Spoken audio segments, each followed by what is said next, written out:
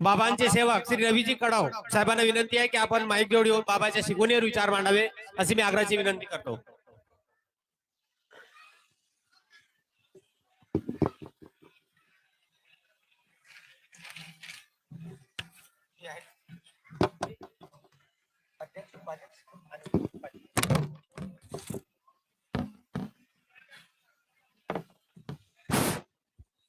आपण एकतेने भगवंताला प्रणाम करूया.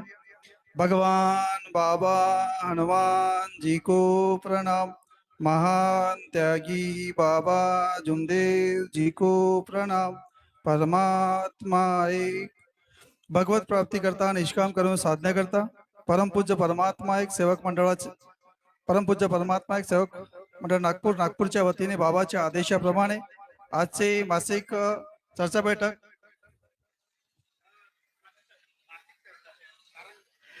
चर्चा बैठक मौजा कारंजा या ठिकाणी घेण्यात येत आहे. तरी या भगवत कार्य बैठकीमध्ये स्वयं भगवान बाबा हनुमानजी उपस्थित यांना माझा प्रणाम. त्याचप्रमाणे महानतेकी बाबा जुमदेवजी उपस्थित यांना माझा प्रणाम. त्याचप्रमाणे सर्वांचे वाराणसी ठुबरीकर उपस्थित यांना माझा प्रणाम. त्याचप्रमाणे आजच्या बैठकीला आपलेल्या आजच्या बैठकीचे अध्यक्ष बाबाचे सेवक राजकुमारजी राऊत गोंदेखारी यांना सुद्धा माझा नमस्कार. त्याचप्रमाणे आजच्या बैठकीचे उपाध्यक्ष राजेंद्रजी बारापात्रे शाखा सचिव यांना सुद्धा माझा नमस्कार. त्याचप्रमाणे या कार्यक्रमाचे संचालन करणारे राजूजी काटेवार यांना सुद्धा माझा नमस्कार. आणि या कार्यक्रमाला प्रमुख अतिथी परमपूज्य परमात्मा मंडळाचे संचालक रामेश्वरजी जोगी यांना सुद्धा माझा नमस्कार. त्याचप्रमाणे प्रमुख अतिथी परमपूज्य परमात्मा मंडळाचे माजी सचिव सुरजलालजी अंबुले सर यांना सुद्धा माझा नमस्कार. त्याचप्रमाणे परमपूज्य परमात्मा मंडळाचे मार्गदर्शक कैलासजी सेंद्रे मार्गदर्शक मुरली, धर्मराजजी नागरीकर मार्गदर्शक सेंद्री टोला, हेमराजजी लांजेवर मार्गदर्शक खमारी, सुनीलजी बावनकर मार्गदर्शक भंडगाव, सीतारामजी नेवारे मार्गदर्शक कवलेवाडा, आमचे मरसकोलेजी दिलीपजी सोनेवाने आणि संपूर्ण परमपूज्य परमात्मा मंडळाचे मार्गदर्शक कार्यकर्ता आणि परमपूज्य परमात्माच्या मंडळाच्या अंतर्गत कोणत्या शाखेतील संपूर्ण पदाधिकारीगण या सर्वांना माझा नमस्कार. आणि ज्यांच्या माध्यमातून कार्यक्रम घेण्यात येत आहे या गावातील या परिसरातील संपूर्ण सेवक सेविका बालगोपाल सर्वांना माझा नमस्कार जी. आजच्या बैठकीचे विषय 4 तत्व 3 शब्द 5 सेवकांना आलेले अनुभव या विषयावर बैठक घेण्यात येत आहे. तरी मला बैठकीचे संचालन 2 शब्द बोलण्याची संधी दिली आहे. ते मी आपल्या अल्पबुद्धीप्रमाणे बोलण्याचा प्रयत्न करत आहे. सर्वांना माझा नमस्कार. तर या ठिकाणी सर्वांनी आपापले विचार व्यक्त केलेले आहे. त्याच पद्धतीने मी आपल्या अल्पबुद्धीप्रमाणे आपले विचार सांगण्याचा प्रयत्न करत आहे. आपण 365 दिवस हे भगवत कार्य आपल्याला करायचं आहे आणि 365 दिवसात तुम्ही किती ऐकता मी किती ऐकतो हे आपल्या विचारावर डिपेंड करत आहे. आणि महान तेव जुंदूच्या मानव धर्म ह्या विचाराचा मार्ग आहे. जर विचार तुमचे चांगले आहे तुम्हाला कोणी थांबवू शकत नाही आणि विचार तुमचे कमजोर आहे तर तुम्हाला कोणी अडवू शकत नाही. हा मार्ग स्वावलंबी आहे. पण बाबाचं म्हणणं आहे आकार है आकार में विकार विकार नष्ट करेंगे तभी भगवान से संबंधित बनोगे अन्यथा हे मानव लाख चतुराई कर ले तुझे सत्य पे जागना पडेगा. हा मार्ग साधारण नाही आहे पण आम्ही याला हलक्यात घेतलाय. आम्ही तुम्ही नाही. कारण की बाबाच्या विनंतीमध्ये म्हणलाय मी माझ्या कर्माने चुकलो पण जगते वेळी आम्ही वेगळ्या पद्धतीने जगतो. हा प्रत्येकाचा प्रश्न असू द्या पण आपण ज्या ध्येयानं ज्या उद्देशानं ज्या पद्धतीने आमचे मरसकोलेजी असतील या मानव धर्मात आले तो पहिल्या दिवस त्यांनी कधी आपला विचार लक्षात ठेवलं तर तुम्हाला कोणी थांबवू शकत नाही. पण समजा कधी या तो पहिला दिवस विसरलो आणि आपण कधी विचार केला हा असा करताय तो तसा करत आहे याच्यात हा मानव धर्म आम्हाला समजणार नाही आहे. आणि या मानव धर्मामध्ये बरेचसे आमच्या मानव धर्माचा प्रचार प्रसार आपण जे म्हणतो तर प्रचार प्रसार हा फक्त महानतेव जुमदूजीने केला आणि आम्ही जे करत आहे आज जे बोलत आहे फक्त आपले काहीतरी चुका असतील आणि त्या चुका दुरुस्त होतील त्यासाठी आम्ही बैठक ठेवली आहे की नाही. आणि आज खरं निष्काम कार्य महानतेव जुमदूजीच्या माध्यमातून परमपूज्य परमात्मा एक मंडळ करत आहे आणि त्या अंतर्गत आपल्याला बैठकीत जाणं वारंवार आपल्याला 365 दिवस तेच सांगतो पण आपण कधी कधी का होते आपण नाही गेलं तर है ना. पण असं होत नाही. आता या ठिकाणी बरंच काही तुम्हाला मार्गाविषयी विचार व्यक्त केलेला आहे. मी एक अनुभव घेईन तुम्हाला आणि अनुभवाच्या माध्यमातून समापन आपण ज्या आपल्या भाषी जी पूजा आहे ही साधारण पूजा नाही आहे. ज्या महानतेव जुमदूजीनं एका भगवंताचा परिचय दिला आणि परिचय देऊन ते संपूर्ण पूजा बंद केली आणि प्रत्येक मानवामध्ये परमेश्वराचा अंश पाहला आणि ते पूजेच्या रूपांतर आपल्या विचाराच्या माध्यमातून, मार्गदर्शकाच्या माध्यमातून तुमच्या आमच्याजवळ दिलेलं आहे. ज्यावेळेस बाबाचे जीवन संपलं तेव्हा म्हटलं की माझं जीवन संपलेलं आहे याच्यानंतर, तर त्यावेळेस आमच्या सेवकांनी विनंती केली त्या काळात सुद्धा, आणि त्यावेळेस बाबांनी शब्द टाकला की बोले कोई परिवार का हो या सेवक परिवार सा कोई व्यक्ती दे दो उसे हम युग पुरुष बना देंगे. त्यावेळेस त्या शक्तीला मान्य नव्हतं आणि आज भी मान्य नाही आहे. आज बी जी शक्ती तुमच्या आमच्या जीवनात सरळ देवी शक्तीपासून तर सेवकापर्यंत आणि बाबाच्या पुस्तकात लिहिलेलं आहे की या शक्तीच्या कृपेचा लाभ घेत असताना कोणी व्यक्ती मदत देऊ शकत नाही. आता जे काही तुम्हाला दिसत आहे हे आपली मनमानी आहे असं म्हणायला काही हरकत नाही. म्हणून आज तुम्ही जर पूजा ज्या ठिकाणी करता, तुमचे जे दुःख लाखो रुपये खर्च करू नये, आम्हाला तुम्हाला आराम होत नाही, तर तुम्ही एक मार्गदर्शकाच्या माध्यमातून, मग ते शेंद्रेजी असतील, अंबुले सर असतील, कोणी आहे तुमच्या क्षेत्रात जे कोणी मार्गदर्शक असतील, तुम्ही त्यांच्या घरी जाता आणि पहिल्या दिवशी तुमचे जे लाखो रुपये खर्च करून तांत्रिक मांत्रिक पंडे पुजारी यांच्या बळी पडून तुम्हाला जो फायदा होत नाही तो फायदा एका क्षणात होते. त्याचे कारण हे आहे की ज्या वेळेस शक्ती ते जी बाबाने जे निर्माण केली शक्ती आहे ते शक्ती सरळ कुठं आहे, तुमच्या पाठावर उभी आहे. एका व्यक्तीच्या हातात कधी गेली असती तर आज जे पाहता त्याच्यापेक्षाही बेकार झाला असतो. आणि तेव्हाही त्या शक्तीला मान्य नव्हता, आज मी मान्य नाही आहे. म्हणून ती शक्ती आज तुमच्या आमच्या जीवनात मार्गदर्शकाच्या माध्यमातून शब्दाद्वारे परमपूज्य परमात्मा मंडळाच्या अंतर्गत ती पाठावर उभी आहे आणि क्षणात तुमचे ते दुःख दूर करत आहे. तुम्ही याला किती घेतलं ते तुमच्या हातात आणि माझ्या हातात आहे. तुम्ही जो ज्योत लावता, जे दिवा लावता, तुमच्या तो दिवेचा उजेड तुम्ही तत्वशब्द नियमाच्या आधारे आपल्या परिवारात किती केलं हे तुम्हाला ठाऊक आणि मला ठाऊक आहे. मी आपल्याला घेत आहे बोलते वेळी, असं नाही की मला बोलता येते. बोलणं महत्वाचं नाही आहे, काकाजी आता सांगून गेलं आहे. बोलण्यापेक्षा करून दाखवणं महत्वाचं आहे. तुमची विनंती आणि प्रार्थना जी असेल त्या प्रार्थनेत ते अर्थ शब्द समजून घेणं आणि ते आचरणात आणणं ते महत्वाचं आहे. अन्यथा बाहेरील व्यक्ती कधी इथं आला तोही आमच्यापेक्षा चांगलं बोलून जाते. याचा अर्थ काय, तर एक अनुभव घेतो.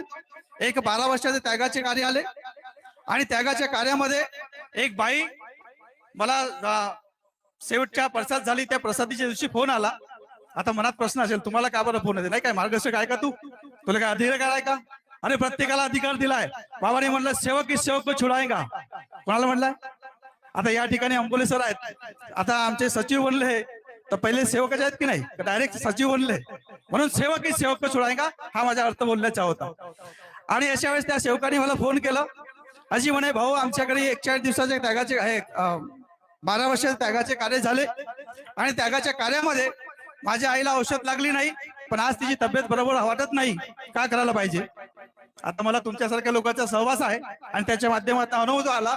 मला एक काम करा, प्रसाद झाली आहे, तुम्ही औषध उपचार करू शकता. जर तुमची इच्छा असेल, तुमच्या आईची तब्येत ठीक असेल तर तुम्ही हवं झालं तरी औषध खाऊ शकता. हा तुमचा विचार, त्याला काहीच म्हणलं नाही. आणि नंतर आमच्या मनात विचार पडला, आम्ही सकाळी फिरणार लोक होते, 2-4 लोक सेवक लोक, का बरं त्यांचं दुःख आलं असेल? ज्या बाईच्या 41 दिवस तब्येत चांगली राहिली, तिला बीपीचा त्रास होता, तिला गोळीची आवश्यकता पडली नाही आणि 42 दिवशी का पडली ह्याचा अभ्यास मी विचारला 1-2 लोकांना, त्यांनी काही सांगितलं नाही. म्हटलं त्याचं कारण असं असेल, जेव्हा त्यागाचे कार्य सुरू झाले तिनं शब्द टाकला असेल, बाबा 12 वर्षात तुमचे कार्य आले, 41 दिवस साधायला पाहिजे. का पाहिजे? 41 दिवस साधायला पाहिजे, म्हणून 42 दिवशी औषध लागली. आता त्या बाईने शब्द का टाकायला पाहिजे होता, हे बाबा 41 दिवसाचे कार्य आले तुझे आणि माझा बीपीचा त्रास आहे, हा जीवनापर्यंत ती गोळी संपायला पाहिजे. तर काय झालं असतं, ते गोळी लागली नसती. म्हणजे तुम्ही जे मागाल तेच भेटाल. आज तुम्हाला कधी वाटतंय की आम्हाला मान सन्मान मिळालं पाहिजे तर तुम्ही मान सन्मान द्या. तुम्हाला वाटतंय तुम्ही लोकांचा अपमान कराल, तुम्हाला अपमान भेटल्याशिवाय राहणार नाही. एक अनुभव घेतो आणि समापन. एक परिवार आहे, आम्ही आज बरेच काही माणसाच्या माध्यमातून बोलतो, आम्ही म्हणतो प्रचार प्रसार, मला तर वाटते कधी कधी आम्ही अपप्रचारही करतो बोलण्याद्वारे. आता म्हणतो की सेवक एकता भंग करत आहे, म्हणजे त्या अनुषंगाने एक अनुभव टाकणार आहे. सेवक एकता भंग करते, सेवक असा करते, सेवक तसा करते. माझ्या हिशोबाने जो कधी एकता भंग करते तो सेवक राहू शकत नाही आणि सेवक आहे तो एकता भंग करू शकत नाही, कारण की सेवक हा बाबाचा आहे, तुमचा आमचा नाही आहे. तर एक परिवार आहे, दादरीमुळेतील घटना घडली. कशी घटना घडली मला तुम्ही ऐकून घ्याल. त्या परिवारामध्ये एक परिवार असा झाला, खूप सुख समाधानी झाला, जसं तुमचं आमच्यासारखं.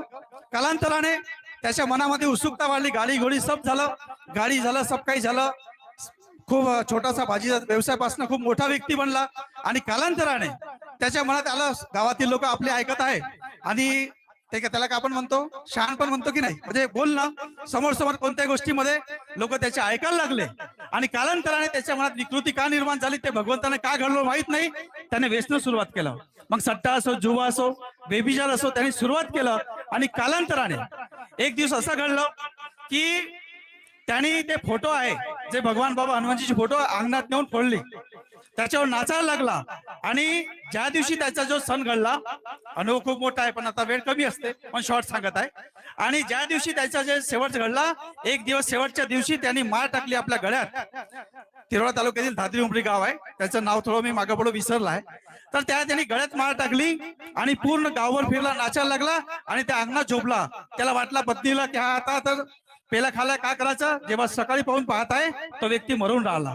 माझं म्हणण्याचे तात्पर्य हे आहे की तत्वशब्द नियमाचं कधी आपल्याला पालन होत नसेल या मार्गात येण्यापेक्षा बाहेर राहणं बरं. आणि शेवटी त्या व्यक्तीनं काय झालं, आज आता मला सांगा की त्या व्यक्तीनं दारू प्यायला व्यसन केलं, पण आपण काय म्हणतो परमात्मा एक सेवक दारू पिते म्हणते, परमात्मा एक सेवक व्यभिचार करते, आपण असे बोलतो ना परमात्मा एक सट्टा खेळते. अरे परमात्मा एक सेवक कोण आहे याचा जर अभ्यास कधी केला तर मानव धर्म लवकर कल्याणेश्वर राहणार नाही. परमात्मा एक सेवक आहे तो महानदेव जुमदूजी आणि त्यांचे मानव धर्माच्या माध्यमातून आम्ही सेवक आहोत. याच्याकरता अनुभव खूप मोठा असेल.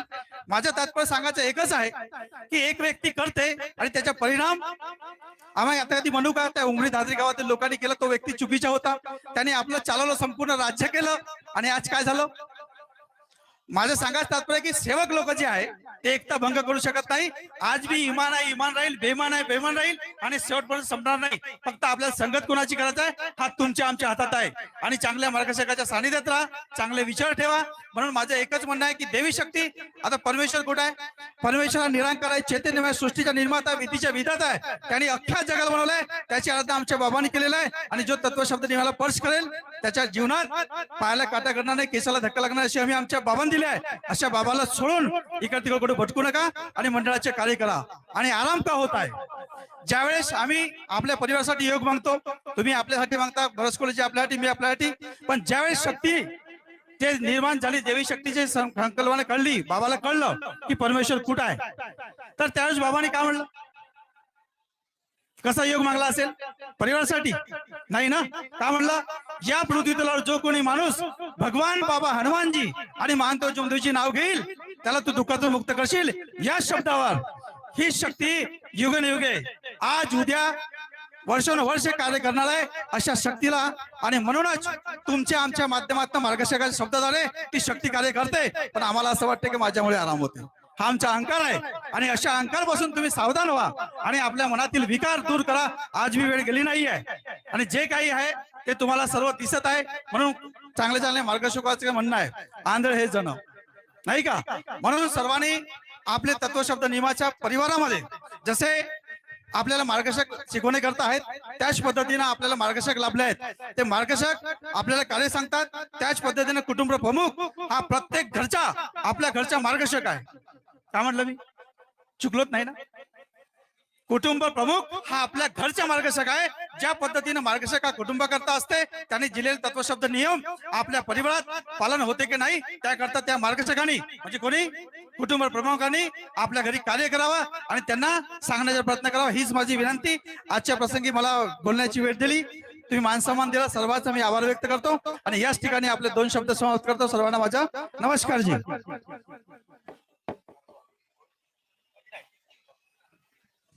धन्यवाद कळू साहेब, खूप सुंदर विचार दिले.